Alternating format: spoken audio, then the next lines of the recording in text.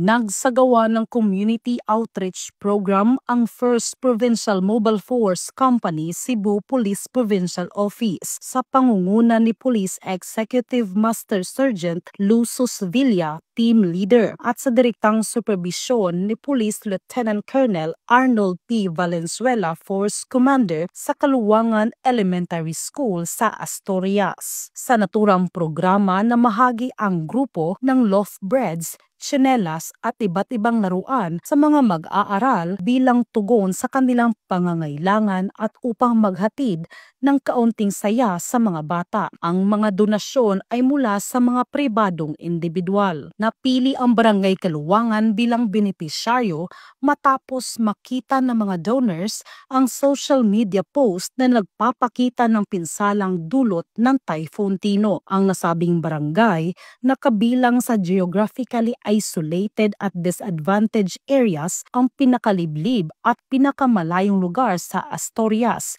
na nangangailangan ng halos 2 oras na paglalakbay mula sa Municipal Hall. Sa kabila ng mahabang biyahe, hirap sa daan at banta ng Tropical Depression Wilma, matagumpay na naisagawa ng First PMFC ang kanilang outreach activity. Ipinakita nito ang kanilang dedikasyon sa paglilingkod at ang kahalagahan ng pagtutulungan sa panahon ng kalamidad.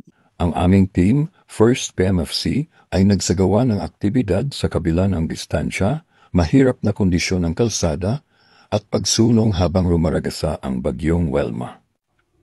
Ang kapulisan ng Cebu ay patuloy na nakikisa sa mga Cebuano sa pagbangon at pagpapanumbalik ng pag-asa ng bawat mamamayan. Mula dito sa First Provincial Mobile Force Company, ako po ay si Police Lieutenant Colonel Arnold P. Valenzuela, Force Commander, alagad ng batas, handang maglingkod.